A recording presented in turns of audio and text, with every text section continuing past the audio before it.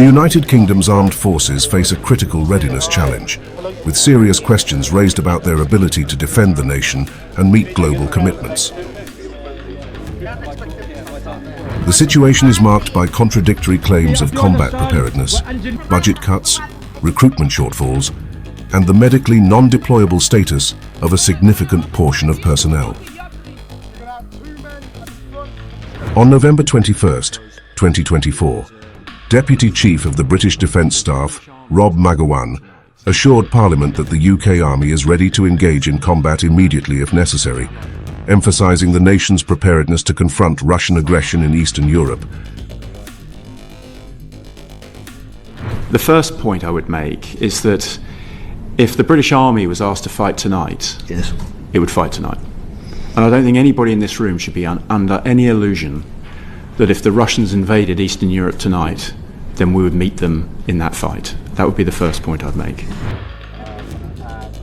However, Magowan's reassurances were tempered by admissions of serious challenges.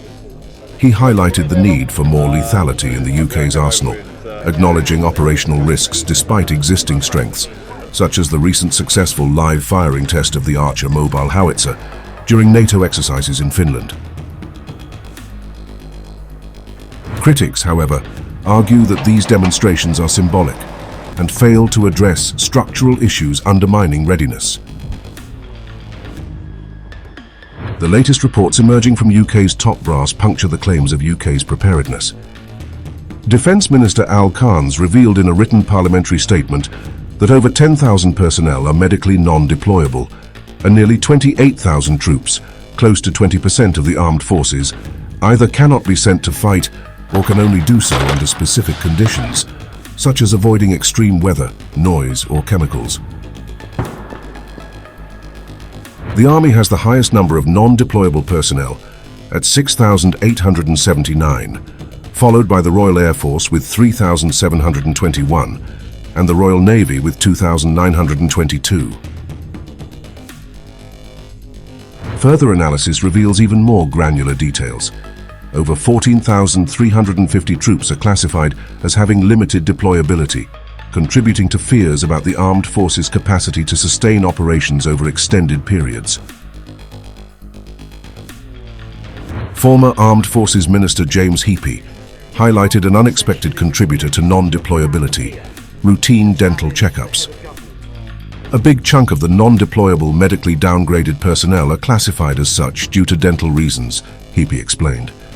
He added that in wartime, some of these individuals would likely be deployed despite peacetime medical restrictions. Additionally, recruitment targets are being missed across all branches of the armed forces. Army below target by 1%.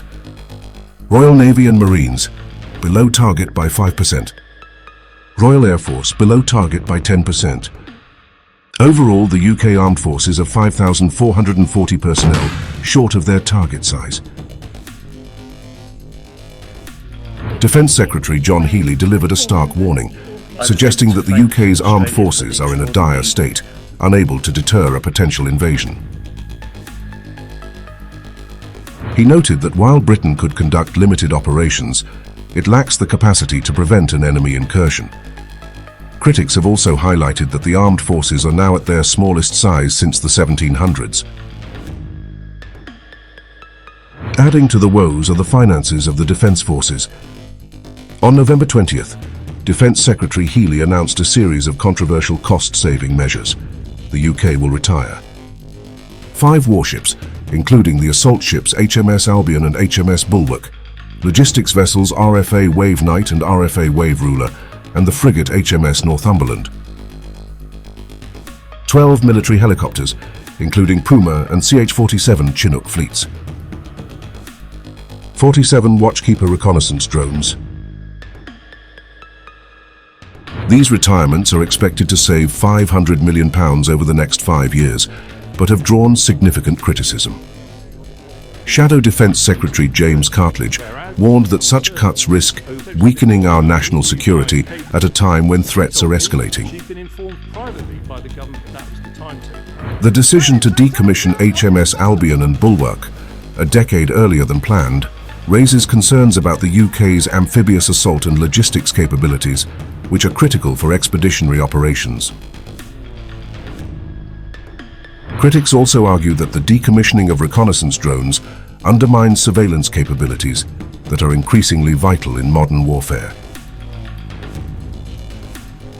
Despite the cuts, the UK Army has pursued modernization efforts, such as the recent live firing test of the Archer mobile howitzer system. The Ministry of Defence argues that these moves are necessary to transition to fit-for-the-future capabilities, with a commitment to spending 2.5% of GDP on defence. However, questions remain about how the gaps left by retiring older equipment will be addressed, and whether new systems will be deployed quickly enough to meet current and emerging threats. The retirement of the Chinook fleet, for example, could significantly hinder rapid troop deployment and supply chain operations. Heppy and Carnes both expressed concerns that Britain's ground forces could face devastating losses in a high-stakes conflict with a global power like Russia, estimating significant weakening within 6 months of combat breaking out. Comparisons with Russia's military capabilities further highlight the UK's vulnerabilities. Analysts warn that the UK may not be able to sustain prolonged engagements without severe losses in personnel and equipment. These revelations come amid speculation about the UK's potential involvement in Ukraine. Defence Secretary Healey recently called the current period critical for Ukraine and pledged an increase in support. Prime Minister Sir Keir Starmer also discussed refining the UK's training programmes for Ukrainian forces to bolster their battlefield capabilities. An MOD spokesperson sought to reassure the public, stating, "The vast majority of our service personnel, around 90%, are deployable at any point, with most of the remaining members employed in wider military roles. We are committed to providing world-class medical treatment to ensure personnel can return to duty where possible." Despite these assurances, the readiness of Britain's armed forces remains a pressing issue.